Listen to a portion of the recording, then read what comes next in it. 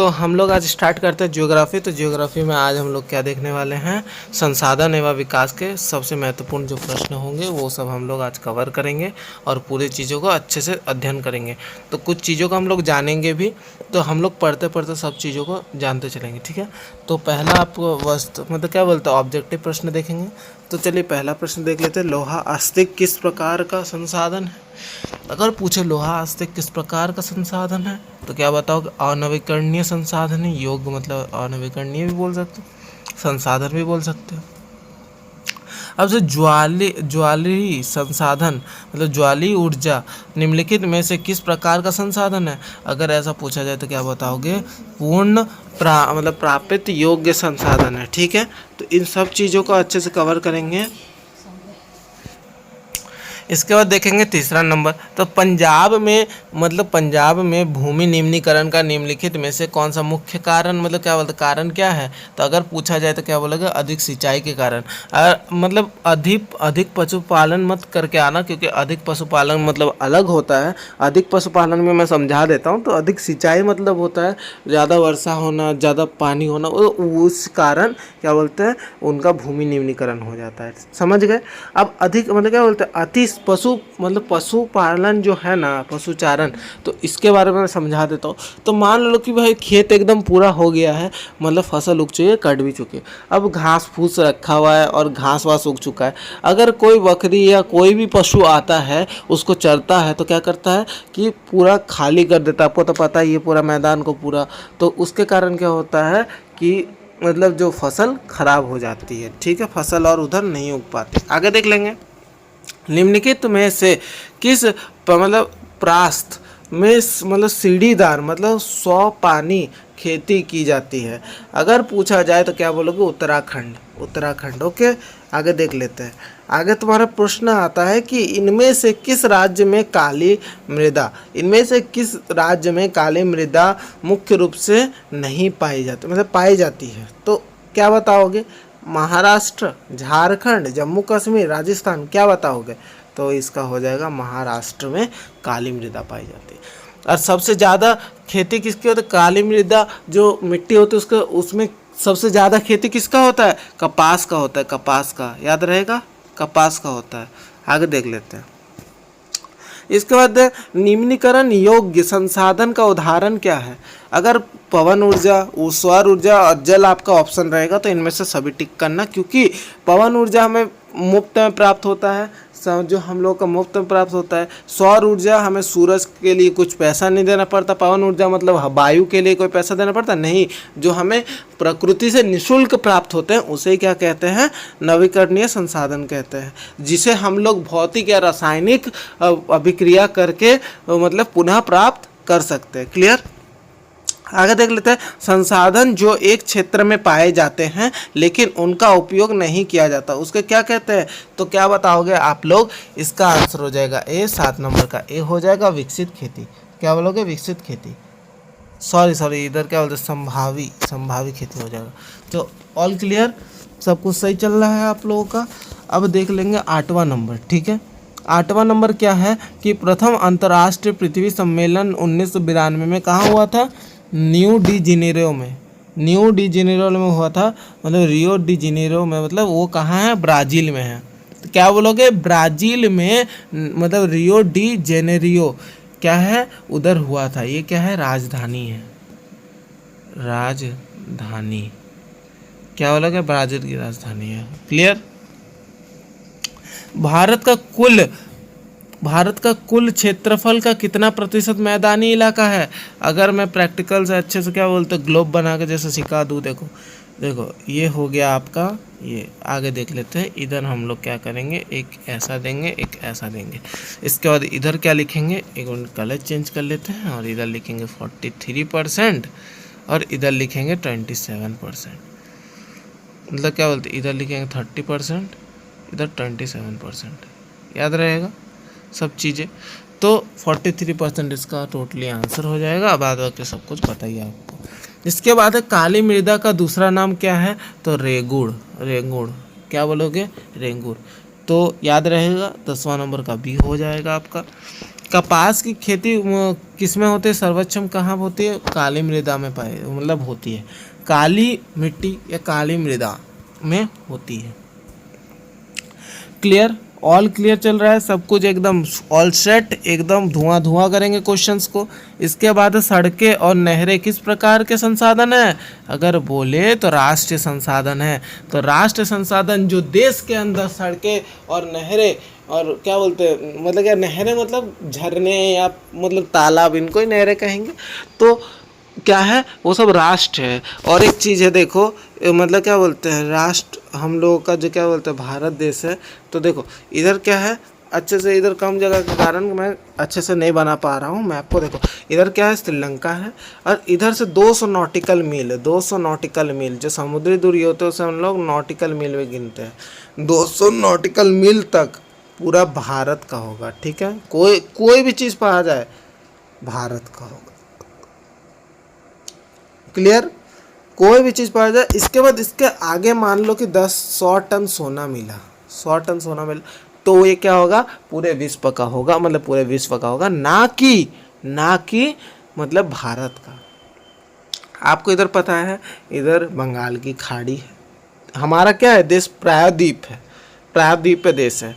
इधर बंगाल की खाड़ी, इधर अरब महासागर, इधर हिंद महासागर, ठीक है, याद रहेगा। इधर अरब महासागर, इधर नीचे हिंद महासागर, याद रहेगा। सब चीज़ें याद रहना बहुत ज़रूरी है। जब आप लोग क्लास 10 में आ जाते हो, एक एक चीज़ को जानना बहुत ज़रूरी है। आगे क्या है, उत्पत्ति के आधार पर कितने प्रकार के संसाधन होते हैं, 2 प्रकार के, जैव और अजैव। और मतलब समाप्यता के आधार पर कितने प्रकार के होते हैं। तो अगर आपको पूछा जाए समाप्यता के आधार पर, वो भी 2 होते हैं। क्या होता है, नवीकरणीय और अनवीकरणीय। तो चलो हम लोग थोड़ा डेफिनेशन भी दे देते हैं। जैसे हो गया उत्पत्ति के आधार पर 2, अजैव, जैव क्या होता है भैया, तो जैव होता है आप लोग का वैसा ऐसे संसाधन जो सजीवों जैसे क्रिया करते हो, जैसे मानव, जीव जंतु, पौधे, इसके बाद मतलब मछली, ये सब क्या है, ये सब है जा रहे थे। देखो अजैव संसाधन अब क्या है, अजैव संसाधन वो संसाधन है जो सजीवों जैसे नहीं, निर्जीवों जैसी क्रिया करते हो, समझ गए ना, जो सजीवों जैसे नहीं, निर्जीवों जैसी क्रिया करते हो। जैसे हो गया, मतलब नदी कैसा संसाधन है, अजैव संसाधन है भैया। वो क्या बोलते हैं, तैरती है, ना कि मतलब खाना ग्रहण करती है, ना चलती है, वो बहती है, ठीक है, याद रहेगा। सबसे ज़्यादा पूछा जाने वाला सवाल क्या है, नदी कैसा संसाधन है, तो क्या बताओगे, तो क्या बोलते हैं, अजैव संसाधन है, ठीक है। आगे देखते हैं। अब उत्पत्ति के आधार पे तो सर बता दिया आप, अब बोलो कि समाप्यता के आधार पर क्या होता है, तो नवीकरणीय अनवीकरणीय। तो क्या बताओगे कि नदी मतलब अनवीकरणीय को क्या, नवीकरणीय को क्या बताओगे, बोलो तो नहीं, तुम बोलो कि मतलब नवीकरणीय को क्या बताओगे, वह संसाधन मतलब ऐसे संसाधन जो रासायनिक मतलब भौतिक या रासायनिक प्रक्रियाओं द्वारा या अभिक्रियाओं द्वारा पुनः प्राप्त किए जा सकते हैं, उसे क्या कहते हैं हम लोग, नवीकरणीय संसाधन कहते हैं। अनवीकरणीय जो क्या बोलते हैं हम लोग, मतलब किसी भी प्रकार की क्रिया द्वारा पुनः प्राप्त नहीं कर सकते, जैसे हो गया ईंधन, कोयला, चांदी, ये सब क्या है, ये सब ऐसा संसाधन है जो एक बार यूज हो गया ख़त्म कहानी। जैसे कोयला को आपने क्या बोलते हैं, कोई क्या बोलते हैं मतलब जला दिया या कुछ कर दिया कोयला को, इसके बाद जब जल जाएगा, जब क्या होगा, रात तक बन जाएगा ये सब, और मतलब कुछ काम के योग्य रहेगा नहीं रहेगा, कोयला रहेगा नहीं रहेगा। तो सेम चीज़ है, जब आगे बढ़ेंगे ना तब और चीज़ पुराने समझेंगे। तो अभी आगे है कि पुराने जलोढ़ मिट्टी मतलब जलोढ़ मृदा को क्या कहा जाता है, तो 16 नंबर का आप क्या कहोगे, तो बी होगा, भांगर कहा जाता है। और अगर बोले नई मृदा को तो क्या बोलोगे, रेंगुड़, ठीक है। देखो नए को क्या बोलोगे, नए जलोढ़ मिट्टी को क्या बोलोगे, 17 नंबर का हो जाएगा, खादर बोला जाता है, रेंगुड़ कोई काली मिट्टी को कहा जाता है। देखो नए जलोढ़ मिट्टी को मतलब क्या बोलते, क्या कहा जाता है, खादर कहा जाता है। माइंडेड, याद रहेगा। आगे देखते हैं। इसके बाद है जलोढ़ मृदा में मतलब किसकी मात्रा अधिक होती है, ये सवाल पूछा गया है, बहुत बार पूछा जाता है कि किसकी मात्रा अधिक होती है, तो क्या बताओगे, तो डी हो जाएगा इनमें से सभी, क्योंकि फास्फोरस की भी मात्रा अधिक होती है, मतलब पोटास की भी मात्रा अधिक होती है, और चूना का भी मात्रा अधिक होता है। याद रहेगा, सब चीज़ों को याद रखते चलना है। काली मृदा किस राज्य में नहीं पाई जाती है? नहीं बोला गया है, नहीं बोला गया है। महाराष्ट्र में पाई जाती है, मध्य प्रदेश में पाई जाती है, राजस्थान में पाई जाती है। अगर बोले गुजरात की बात तो गुजरात में आई होप नहीं पाई जाती, तो इसका क्या आंसर होगा? 19 नंबर का डी होगा। ठीक है, इसमें मरुस्थलीय मिट्टी पाई जाती है। ठीक है, तो इसका आंसर होगा मतलब राजस्थान, क्योंकि उधर मरुस्थलीय मिट्टी पाई जाती है, जो मतलब रेत जो होता है ना उसे मरुस्थलीय मिट्टी भी कहता है, मृदा भी कहा जाता है। आगे देखें, लेटराइट मृदा का रंग कैसा होता है? तो क्या बताओगे? 20वां नंबर का आपका हो जाएगा लाल होता है। ठीक है, आगे देख लेते हैं।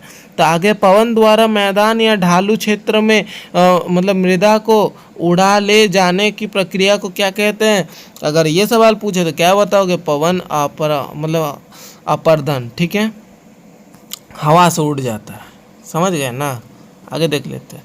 तो देखो, अब मृदा मतलब मिट्टी होती है भैया, मिट्टी को तो उड़ा के ले जाता है पवन। ठीक है, तो मृदा बनाने की प्रक्रिया को महत्वपूर्ण कारक क्या क्या है? अगर ये पूछा जाए तो भैया सर क्या बोलोगे कि उपयुक्त सभी, क्योंकि वनस्पति भी होगा, मतलब उच्च वचन भी होगा, और जलवायु भी होगी। आगे देखेंगे, एजेंडा 21 संबंधित है किससे? प्रदूषण से। क्या होगा? प्रदूषण से संबंधित है। तो आपका 23वें नंबर का हो जाएगा सतत पोषणीय विकास हो जाएगा, सॉरी सतत पोषणीय विकास हो जाएगा, ये रॉन्ग हो जाएगा।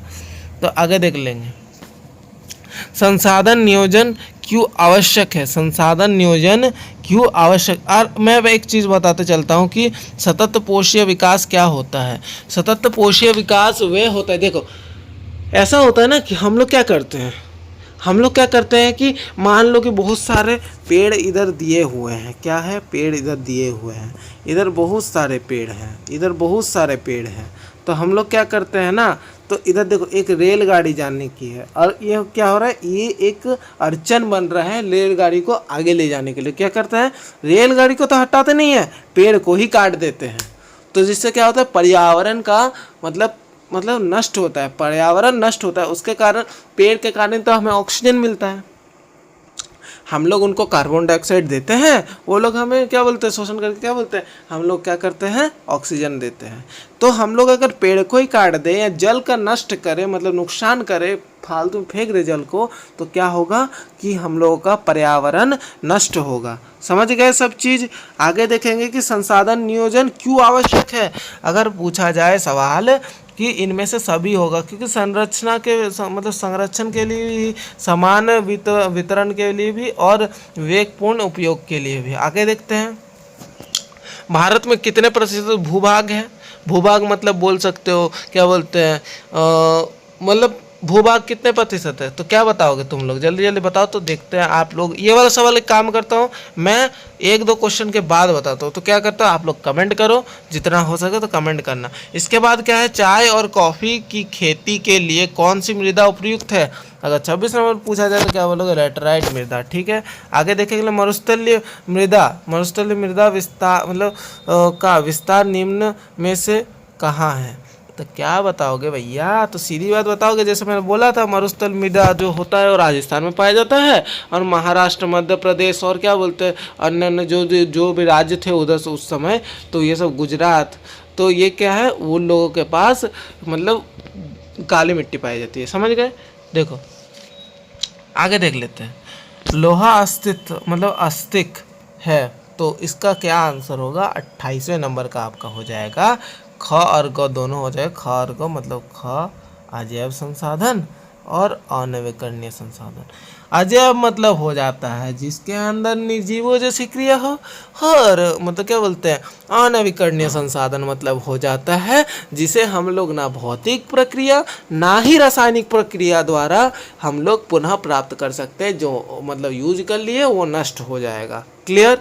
तो इस चीज़ों को क्लियर रहना चाहिए भैया। इसके बाद है स्मॉल इज ब्यूटीफुल, किताब किसने लिखी? अगर कोई बताया तो क्या बताओगे? 29 नंबर का हो जाएगा बी, तो इन्होंने लिखी। EF मतलब सुमेसर। तो शमशेर भी कभी कभार लिख देता है, क्या लिखता है, शमशेर। तो लिख लेना, कभी कभार शमशेर लिखता है बट मोस्टली नहीं लिखा जाएगा, बट ऐसा ही लिखा जाएगा EF शमशेर, मतलब सुमेश्वर, ठीक है, सुमेश्वर। आगे देख लेते हैं। हमारे पास हर व्यक्ति की आवश्यकता पूर्ति के लिए बहुत कुछ है, लेकिन किसी लालच की संतुष्टि के लिए नहीं। ये कथन किसका था? मतलब हमारे पास पेट भरने के लिए बहुत है बट पिटारा भरने के लिए नहीं। इन्होंने किसने कहा था? ये चीज़ हम लोगों के महात्मा गांधी जी ने कहा था। तो आगे देख लेते हैं, रियो डी जेनेरियो पर प्रथम पृथ्वी सम्मेलन किस महीने में हुआ था? ये वाला सवाल बहुत पूछे जाने वाला है, तो क्या बताओगे? जून 1992, ना जुलाई मत मानना भैया, मई भी मत मानना और जनवरी भी मत मानना। तो जनवरी तो और मई तो होगा ही नहीं, क्योंकि इधर साल गलत दिया हुआ है। 1992 में जून में हुआ था, ठीक है। तो इतना आपके पास क्लियर है ना, समझ गए? अब हम लोग देख लेते हैं नेक्स्ट प्रश्न को। तो नेक्स्ट प्रश्न क्या कहता है? डी मेटीर लिमिट टू ग्रोथ नामक पुस्तक किस सदस्य ने प्रकाशित की थी? तो इसका क्या आंसर होगा सर? 32वें नंबर का आंसर हो जाएगा क्लब ऑफ रोम। ये वाला सवाल पूछा जाता है, क्लब ऑफ रोम कौन सा था? तो क्या बताओगे? इन्होंने ये वाले बुक प्रकाशित की थी। देखो बता देते हैं, नाम याद रखना, ठीक है। आगे देख लेते हैं कुल क्या है। तो आगे देख लेते हैं कुल। तो रुको 1 मिनट भाई, कुल आप लोग का हो जाएगा, लोगों ने पढ़ लिया तो 33वें नंबर का आपका हो जाएगा ए। तो हम लोगों ने क्या पढ़ा था कि पठारी इलाका, देखो मैंने फिर से आँख के दिखा देता हूँ भैया, बार बार आँकना पड़ रहा है बट कोई बात नहीं, आप लोगों के लिए कुछ भी, ठीक हो। इसके बाद क्या हो जाता है कि ये हो गया आपका ये, ठीक है। अब देखो ये, अब देखना कि क्या कमाल होता है भैया। 43% क्या है हम लोगों के इधर? क्या है? भूभाग, क्या बोलते हैं, बोल सकते हो खेत और भूमि है। तो और इधर क्या है? 27% हम लोगों के पास क्या है कि पठारी इलाके हैं। पठारी इलाके 27%, 30% हम लोगों के ये है। याद रहेगा, याद रहेगा, अच्छे से याद रहेगा कि नहीं बताओ सिर्फ तुम लोग, अच्छे से याद रहेगा। चलो आगे देख लेंगे। आगे लिखा है मिट्टी की कटाव और उसके बहाव की प्रक्रिया को क्या कहते हैं? अगर ये वाला सवाल पूछा जाए तो सर क्या बोलोगे? सीधा बोलना कि सर से मैंने पढ़ा है कि मृदा अपरदन कहा जाता है उसको, ठीक है। इसके बाद क्या कहा गया है? अवनलिका अपरदन कहाँ अधिक होता है? गली अपरदन कहाँ अधिक होता है? तो 35वें नंबर का हो जाएगा ए, चुंबक बोसिन, ठीक है, बेसिन। आगे देख लेते हैं।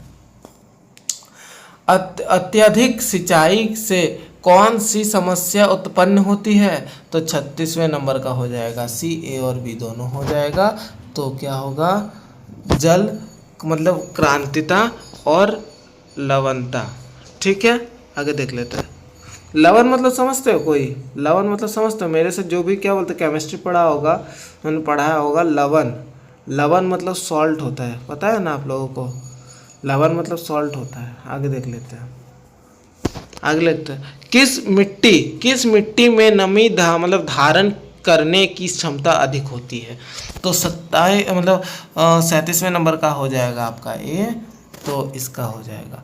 और काली में काली मिट्टी काली मृदा में सबसे ज़्यादा किस चीज़ की खेती की जाती है? तो कपास, कपास, कपास, याद रहेगा।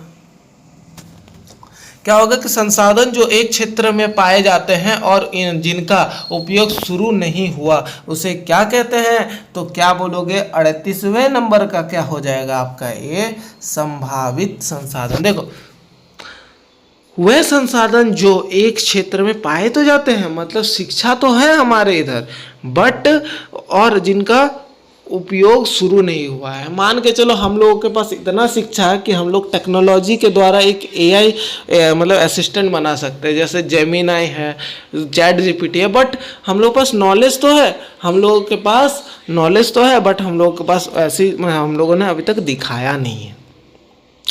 हम लोगों के पास जितना नॉलेज है अभी तक हम लोगों ने उपयोग नहीं किया है उस चीज़ का। हमारा जो क्या बोलते ज्ञान है हमारे अंदर ही है, समझ रहे हो। मैं फील करा रहा हूँ आपको, एक एक चीज़ फील कराते हुए बोल रहा हूँ, जैसे आपको समझ आए चीज़ें। आगे क्या है कि संसाधन जो सर्वेक्षण किए जा चुके हैं और जिनका मात्रा निर्धारित की जा चुकी है, तो 39वें नंबर का आपका आंसर हो जाएगा ए, विकसित संसाधन। देखो जिसका सर्वेक्षण मतलब सर्वेक्षण किया जा सकता मतलब जा चुका है, जिसको मतलब चुना जा चुका है, और जिनका मात्रा भी निर्धारित कर दिया है कि ये इतना 5 गो ही रहेगा। देखो मान लो कि मतलब सर्वेक्षण को मान लेते हैं चावल, तो चावल का एक मात्रा सेट कर दिया है कि मात्रा निर्धारित की जा चुकी है, सर ये वाला 5 मतलब 5 कुंटल ही रहेगा, बस उससे ज़्यादा नहीं। 5 कुंटल या 5 केजी जो भी बोलो तो वही रहेगा, बस उससे ज़्यादा नहीं, ठीक है। वैसे ही विकसित संसाधन कहेंगे उसको, ठीक है। आगे देख लेते हैं। आगे है कि समुद्री क्षेत्र में राजनीतिक सीमा के कितनी दूरी तक राष्ट्र मतलब संपदा निहित है। अगर ये वाला सवाल पूछे ना भैया कंफ्यूज हो जाओगे तुम। इधर किलोमीटर्स दिया हुआ है, बट समुद्री जो इलाका होता है समुद्री को कैसे नॉटिकल मील से मापते हैं। नॉटिकल मील याद रखना, क्या बोलोगे भैया, नॉटिकल मील है। तो वो 40 का आपका हो जाएगा बी। देखो आगे देख लेते हैं। देखो सच बात बताए तो देखो मैं तुम्हें बताता हूँ कितने मील तक। देखो ये हम लोगों का, रुको ये वाला नहीं आकेंगे,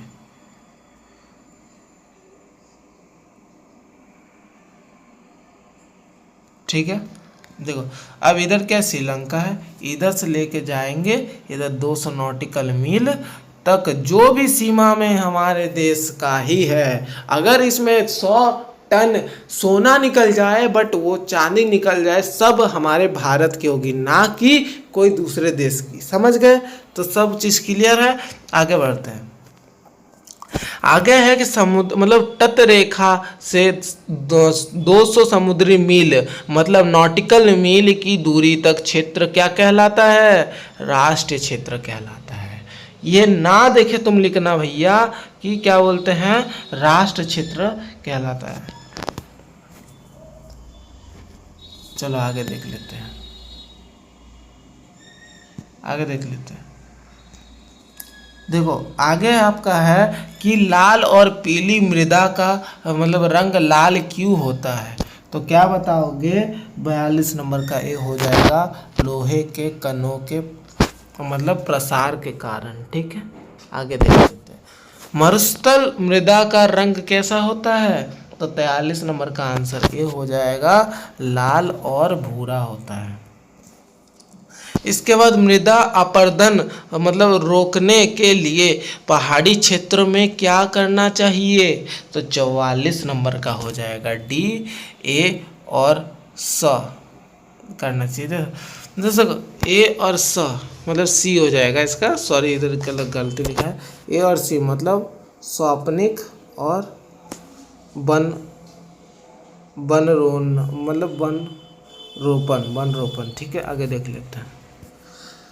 तो 45 नंबर का हो जाएगा आपका कि इनमें से कौन सा मानवीय संसाधन नहीं है। मानवीय संसाधन की बात की जा रही है, तो आप लोग 45 नंबर का पशु हो जाएगा भैया। मशीन तो भाई हम लोग बनाते हैं, उद्योग मतलब टेक्नोलॉजी तो हम लोग बनाते हैं, और टेक्नोलॉजी तो विकसित हम लोग ही कर रहे हैं। इमारतें भी इंसान बनाते हैं, बट पशु इंसान बनाते हैं नहीं। आगे देख लेते हैं। कदर मृदा मतलब खदर मृदा में अधिक मात्रा में क्या पाया जाता है, तो क्या बताओगे भैया कि बी होगा इसका आंसर, मतलब इसका आंसर हो जाएगा बी, महीन कण पाया जाता है, ठीक है। आगे देख ले, निम्नलिखित में से कौन सा मतलब व्यक्तिगत संसाधन नहीं है, व्यक्तिगत मतलब निजी, क्या बोलोगे निजी, एक मिनट, निजी संसाधन, ठीक है, निजी संसाधन बोलोगे तो क्या नहीं है, तो आप लोगों का 47 नंबर का आंसर हो जाएगा। सर शमशान घाट निजी संसाधन नहीं है, बाग हमारा हो सकता है, चौराया हमारा मतलब चरावाहा तो ये हो सकता है, बट कुआं हमारा हो सकता है, बट ये नहीं है। शमशान घाट जो है सबका होता है, वो क्या सार्वजनिक है। आगे देख लेते हैं। पर्यावरण के लिए खतरा है, पर्यावरण के लिए कौन खतरा है, इसका नंबर हो जाएगा बी, बढ़ती जनसंख्या। देखो बढ़ती जनसंख्या क्यों, अब बोलोगे सर बढ़ती जनसंख्या में प्रॉब्लम क्या है, जब आप लोग को हम पढ़ाएंगे ना कि क्या बोलते हैं, जो एक चैप्टर है इकोनॉमिक्स का पहला चैप्टर विकास, तब आपको पता चलेगा कि जनसंख्या बढ़ने के कारण पर्यावरण को क्यों खतरा है। या इस चैप्टर में आपने पढ़ा है कि हम लोग क्या करते हैं, पेड़ कभी भी हमारे रेलवे ट्रैक के बीच अड़ता है तो क्या करते हैं, पेड़ को ही काट देते हैं। तो ये पर्यावरण का नष्ट नहीं कर रहे हैं, तो हम लोग क्या बोलते हैं, उगा रहे हैं पर्यावरण को, नहीं नष्ट कर रहे हैं। तो जनसंख्या बढ़ने से क्या क्या होता है वो हम लोग आगे वाला जो चैप्टर है हम लोग क्या बोलते हैं, सत्ता की साझेदारी पढ़ेंगे। इसके बाद विकास चैप्टर जो पढ़ेंगे उसमें मैं विस्तारित तौर से इसके बारे में अध्ययन करूँगा। ठीक है, आगे देख लेते हैं, थोड़ा हो गया। ठीक है,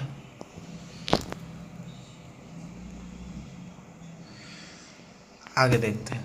तो आगे क्या है 49 नंबर का, कि संसाधनों का विवेकपूर्ण उपयोग क्यों क्या कहलाता है। तो 49 नंबर का क्या बोलोगे सर, 49 तो था नहीं भाई, 49 नहीं था,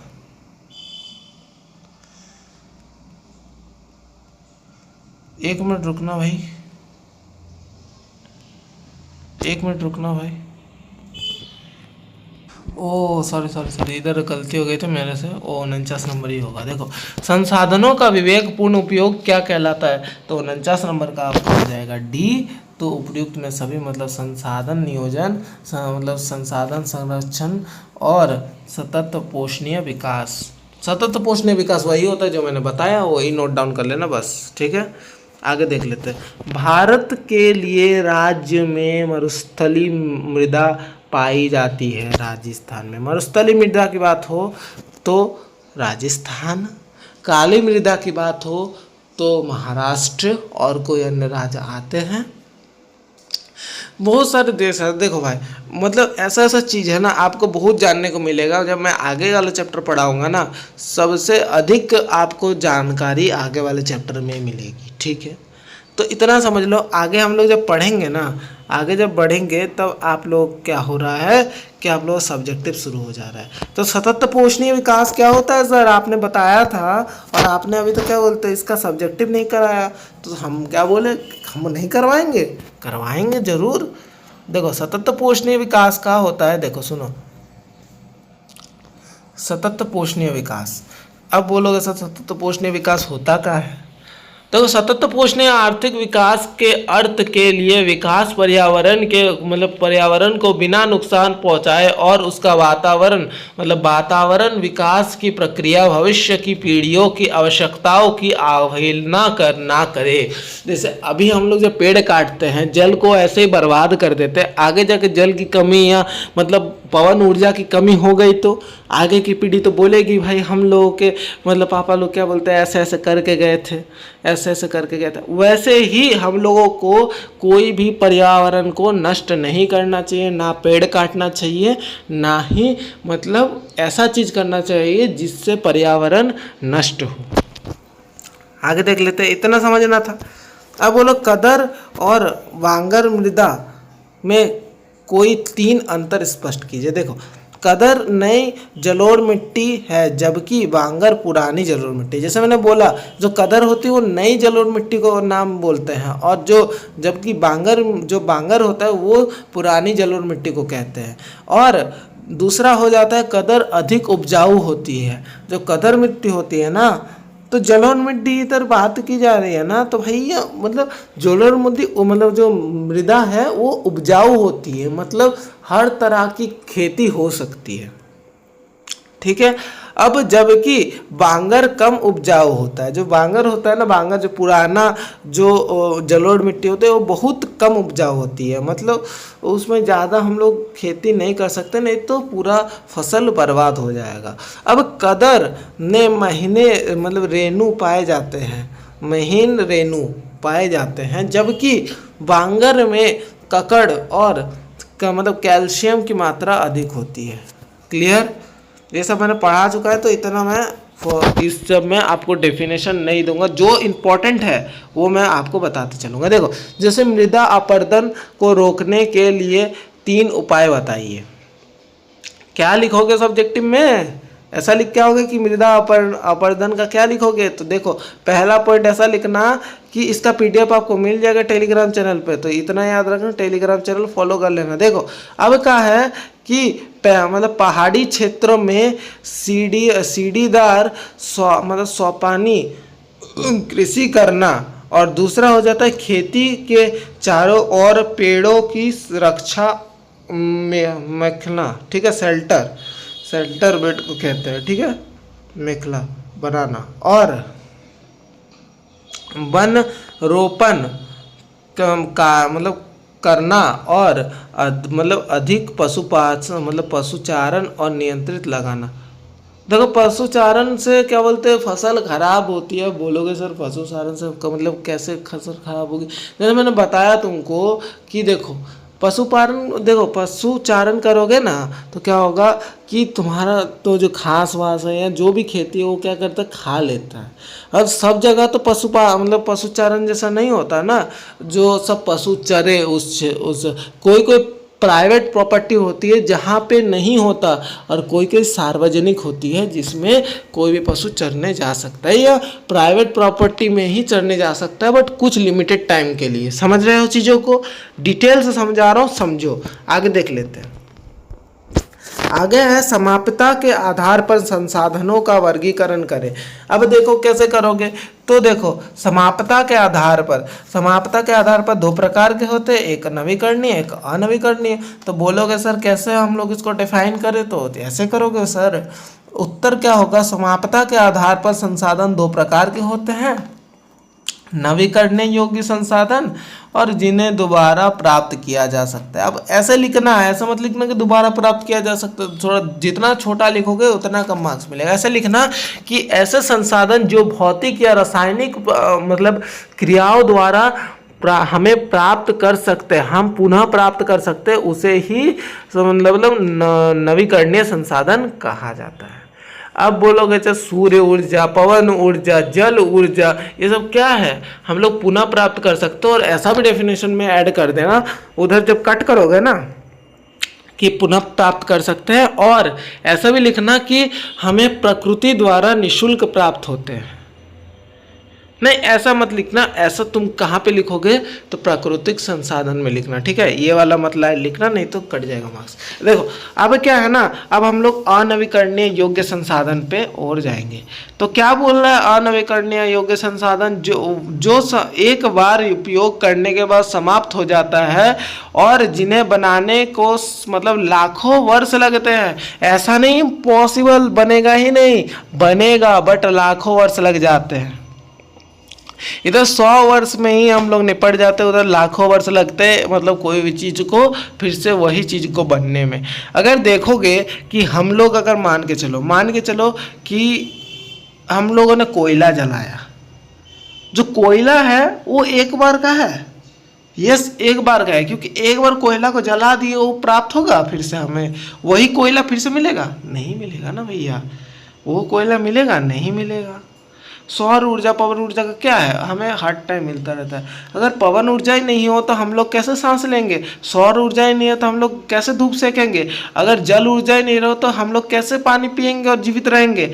तो हमारे अंदर भी पानी होता है, हम लोग आधा से ज़्यादा पानी पीते हैं तब हमें मतलब एनर्जी मिलती है उस चीज़ को करने में। तो समझ रहे हो चीज़ों को। अब मतलब स्वामित्व के आधार पर बोला जाए तो कोई अलग बात हो जाता है सर, नहीं अलग बात नहीं होता है। अगर तुम सोचोगे अलग बात है तो अलग बात है। देखो स्वामित्व के आधार पर 4 प्रकार के होते हैं भैया। व्यक्तिगत संसाधन कह सकते हो, नहीं तो ऐसा भी लिख सकते हो कि भाई निजी संसाधन।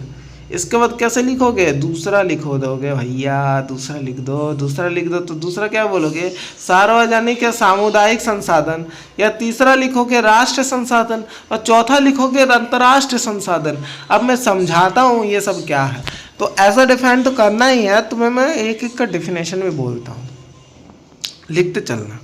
समाप्त के आधार पर 4 प्रकार के संसाधन होते हैं। क्लियर। एक होता है व्यक्तिगत संसाधन, निजी संसाधन। वह संसाधन जो मतलब अपना होता है। देखो अपने डेफिनेशन लिखो, मैं समझा देता हूँ, बोलना कैसे है वो मैं समझा देता हूँ। देखो जो चीज़ तुम्हारी है ना कि किसी और की, जैसे घर है, जो घर तुम्हारा है नहीं, तुम्हारे पापा का। जो तुम्हारा कार है वो किसका है, तुम्हारा है, हाँ तुम्हारा है।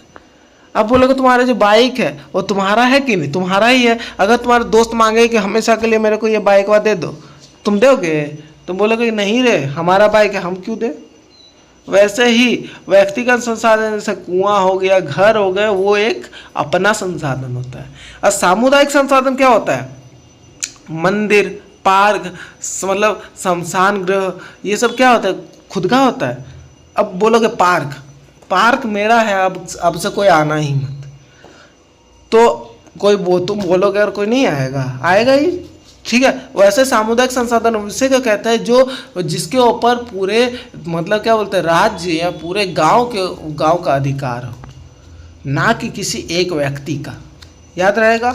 अब राष्ट्र संसाधन क्या होता है, जैसे रेलवे, सड़कें या कोई भी चीज़ हमारे देश के अंदर बिकती है, हमारा देश का है, तो क्या है, राष्ट्र संसाधन है। जैसे हम लोग देखते हैं, एक बना के दिखाते हैं, एक मिनट,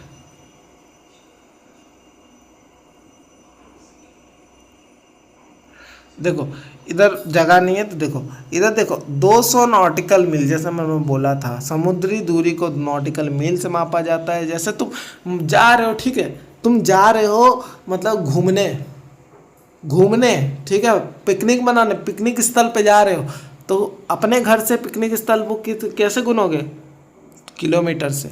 वैसे ही इसको हम लोग नॉटिकल मील से गिनते हैं। इधर श्रीलंका है, पता रहे ना तुम लोग का है ना। इधर देखो, पहले श्रीलंका को नहीं देखेंगे, देखो इधर क्या है, बंगाल की खाड़ी है, इधर क्या है, अरब महासागर है, और इधर क्या है, हिंद महासागर है। याद रहेगा कि नहीं। अब देखो ये जानना इम्पोर्टेंट नहीं कि अरब महासागर, हिंद महासागर और बंगाल की खाड़ी कहाँ है, हमें ये जानना इम्पोर्टेंट है कि राष्ट्र संसाधन होते क्या है। 200 नॉटिकल मील तक जो भी संसाधन हम इधर रहेंगे वो हम लोगों के देश के संसाधन होंगे, ना कि अथवा कोई पूरे विश्व के। अगर इससे भी आगे 100 टन सोना भी मिल गया ना, 100 टन सोना भी मिल गया, तब भी वो पूरे देश का होगा, ना कि भारत का होगा। याद रहेगा सब चीज़ याद रहेगा, अच्छे से याद रखना चाहिए, ठीक है। आगे देखो, अब देखोगे अंतर्राष्ट्रीय संसाधन क्या होता है, वो सेम है भैया, ज़्यादा तो समझने वाली चीज़ नहीं है। तट रेखा से 200 समुद्री मीटर दूर बोल दो भैया, देखो कोई दिक्कत नहीं है। अब 200 नॉटिकल मील से भी दूर है तो क्या होगा, ये अंतर्राष्ट्रीय होगा, ठीक है। याद रहेगा सब चीज़। आगे समझाते हैं। आगे है कि चादर अपन, ये जो दिख रहा है चादर मतलब अपर्धन, सीट इपोर्शन किसे कहते हैं। तो अगर ये कहे तो भैया ज़्यादा डरने की बात नहीं है, सिंपल और सीधी बात है जो आप लोग कहोगे। क्या कहोगे, जब वर्षा का पानी एक थल मतलब डल के साथ विस्तृत क्षेत्र की ऊपरी मिट्टी को परत के रूप में घोलकर बहा ले जाता है, उसे ही क्या कहते हैं, चादर अपर्धन कहते हैं। जैसे देखो बारिश का जो क्या बोलते हैं, एक साथ क्या बोलते हैं, बहा ले जाता है। देखो कोई ऊंचा ढाला वाला ढाल क्या होता है ना, देखो ऊंचे से नीचा जाता है। अगर तुम देखो ऊपर से नीचे जब जाओगे साइकिल लेके सीधा एक बार बैलेंस गिरा ना, सीधा घसीट गिरते हुए नीचे जाते हो, देखते हो कि नहीं।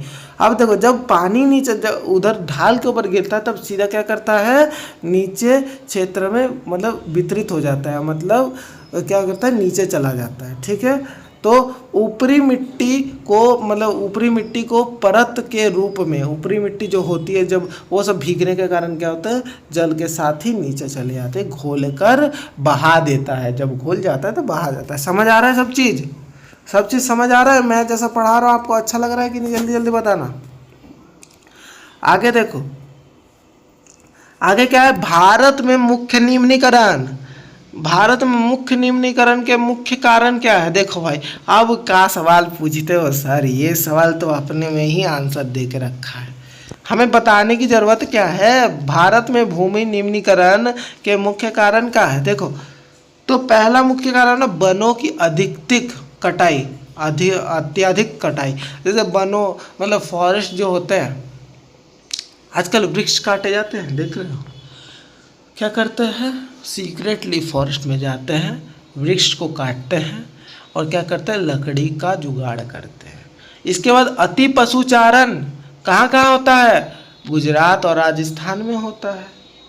गुजरात और राजस्थान में अति पशुचारण होता है। उसके कारण क्या होता है, खेत जो फसल है वो खराब हो जाती है और कई सालों तक फसल मतलब करने लायक नहीं रहती। इसके बाद अत्यधिक सिंचाई कहाँ होती है, पंजाब और हरियाणा में। अत्यधिक सिंचाई मतलब बोलोगे सर, ज़्यादा वर्षा वाला क्षेत्र में अत्यधिक सिंचाई होती है। जैसे हरियाणा पंजाब में ज़्यादा वर्षा होती है, उस समय उधर क्या होता है, अत्यधिक सिंचाई होती है, क्योंकि उधर बहाव से क्या होता है कि जो खेत होता है वो वितरित हो जाता है, मतलब एक दूसरे के साथ वर्गित हो जाता है। ठीक है, तुमने सुना होगा पंजाब में बहुत बार बारिश होती है, तब क्या होता है, पूरा अपने लेवल तक आ जाता है, क्या होता है, सड़क के भी ऊपर लेवल तक आ जाता है। आगे देखो ना, खनन के कारण मतलब गहरी मतलब खाइयाँ मतलब तोड़ना मतलब छोड़ना। देखो, तो खनन के मतलब खाने के कारण गहरी खाइयों छोड़ना। देखो झारखंड और इधर छत्तीसगढ़ तो दिया हुआ है, समझ गए ना। अब देखो जैसे अरुणाचल प्रदेश में जल ही जल है, अरुणाचल प्रदेश में जल ही जल है, राजस्थान में तो उसका नामो निशान नहीं है ज़्यादा। इधर जल मतलब क्या बोलते, जल ऊर्जा है अगर अरुणाचल प्रदेश में, तो उधर राजस्थान में क्या बोलते हैं, पवन ऊर्जा है। पवन ऊर्जा मतलब हवा उधर ज़्यादा चलती है। ठीक है, रेगिस्तानी वाला इलाका है, याद रहेगा ना भैया, जितना पढ़ा रहे हो उतना याद रखना। देखो इसके बाद क्या है, रियो डी जेनेरियो पृथ्वी सम्मेलन 1992 का महत्व बताइए। इसका महत्व क्या था, इसके बाद विस्तारित तौर से बताऊंगा भी कि इसका कारण क्या था नाम रखने का, इसका कारण क्या था। देखो, ये पहला अंतर्राष्ट्रीय पृथ्वी सम्मेलन था जिसमें 100 से अधिक मतलब देशों ने भाग लिया था, और इसका उद्देश्य विश्व स्तर पर पर्यावरण संरक्षण और सतत पोषणीय विकास की मतलब समस्याओं का समाधान खोजना था। और एजेंडा 2 स्वीकार किया गया। एजेंडा 2 क्या था सर, एजेंडा 2 मतलब प्रथम पृथ्वी सम्मेलन का एक मतलब बोल सकते हो देखो, एजेंडा मतलब हो जाता है कार्यक्रम 21वां कार्यक्रम। देखो कैसे बोलोगे, क्योंकि उधर जानते हो 21वीं सदी में हुआ था, तो 21वां कार्यक्रम रखा गया था। ठीक है, 21 एजेंडा 21 है। ठीक है, याद रहेगा कि 21वीं सदी में ये वाला नियम लागू हुआ। ठीक है, ये वाला जो नियम है वो 21वीं सदी में लागू हुआ था 2002, तो उसके कारण उसका एजेंडा 2 स्वीकार किया गया। तो चलो आगे देख लेते हैं। इसके बाद इधर और एक पॉइंट जोड़ सकते हो, मेरे को अभी याद आया था कि इसमें कितने अध्यक्ष थे, राष्ट्रीय अध्यक्ष 108 थे। याद रखना भाई, मैंने बहुत क्या बोलता है आपको तैयारी करके आया हूँ, आज तो पूरा तैयारी करवा के जाऊँगा। तो ज़्यादा और है नहीं, कुछ 2 या 3 प्रश्न हैं जो हम लोग निपटाएंगे और ख़त्म हो जाएगा। इसके बाद है जलोढ़ मिट्टी की मुख्य विशेषताएं क्या है, जलोढ़ मिट्टी जो होता है उसका मुख्य विशेषता क्या है। तो 3 मुख्य मतलब क्या बोलते हैं विशेषताएं लिखेंगे। ये भारत की सबसे विस्तृत मिट्टी है। तो पहले हेडिंग में क्या दोगे कि जलोढ़ मिट्टी का मतलब मृदा की मुख्य विशेषताएं निम्न में निम्नलिखित है। तो क्या करोगे, नीचे दोगे 3 प्रकार की होती है। तो क्या लिखोगे, पॉइंट नंबर 1, ये भारत की सबसे विस्तृत मिट्टी है, विस्तृत मृदा है और ये बहुत उपजाऊ होती है और पोटस इसके बाद फास्फोरस और चूनायुक्त होती है और इसका खदर और बांगर प्रकार होता है। खदर और बांगर, अब बोल रहा तो भैया खदर का होता है, नई जलोढ़ मिट्टी को खदर कहते हैं, बांगर किसको कहते हैं, पुरानी जलोढ़ मिट्टी को बांगर कहते हैं। अब याद रहेगा, रट्टा मार लो भैया, अब याद रख लो, क्योंकि अब ना मैं इतना अच्छे से पढ़ा दिया हूँ कि अब भूलना तो भाई दूर की बात है, सब चीज़ों को तुम याद रख लोगे। देखो, संसाधन नियोजन किसे कहते हैं, तो इसकी क्या आवश्यकता है, तो इसकी आवश्यकता भी जरूरी है ना भैया। देखो, संसाधनों के तर्क संगत और विवेकपूर्ण उपयोग की रणनीति का संसाधन नियोजन कहते हैं। जैसे देखो, मतलब संसाधन की तर्क संगत, तर्क मतलब होता है तुम्हारा तर्क संगत और विवेकपूर्ण उपयोग, उसका पूरी तरीके से उपयोग करना और उसकी एक रणनीति बनाना संसाधन नियोजन कहा जाता है। कि इस चीज़ का हमें ऐसा उपयोग करना है, एक क्या करना है, उपयोग करना है। और भारत जैसे देश में संसाधन का वितरण बहुत असमान है, मतलब बोल सकते हो ना, पूरा छड़ा हुआ है। पूरा घर में देखो ना तुम, पूरे तुम्हारा एक रूम है, ठीक है, तुम्हारे रूम में सब चीज़ मतलब जगह पे होती है, नहीं होती, वैसे ही सब छड़ा हुआ है। भारत जैसे देश में संसाधन का वितरण बहुत असमान है, इसलिए संतुलित क्षेत्रों विकास के लिए नियोजन मतलब अनिवार्य है। ठीक है, कोई भी चीज़ करना है कि एक लिस्ट बना लो भैया, झारखंड में इसकी कमी है, उत्तर प्रदेश में इसकी कमी है, बिहार में इसकी कमी है, इसके बाद अदर चीज़ में इसकी कमी है। याद रहेगा भाई, याद रहेगा भाई, पूरा एकदम पूरा ऐसा लिया है आज तक इस YouTube चैनल में, पूरी अच्छी तरीके से लिया। ठीक है, चलो मिलते हैं नेक्स्ट वीडियो में। थैंक यू फॉर वाचिंग, और हमारा चैनल को अच्छा लगा तो सब्सक्राइब करके शेयर कर देना और लाइक कर देना वीडियो को। तो हम लोग मिलते हैं इसके नए चैप्टर के साथ। Thank you for watching.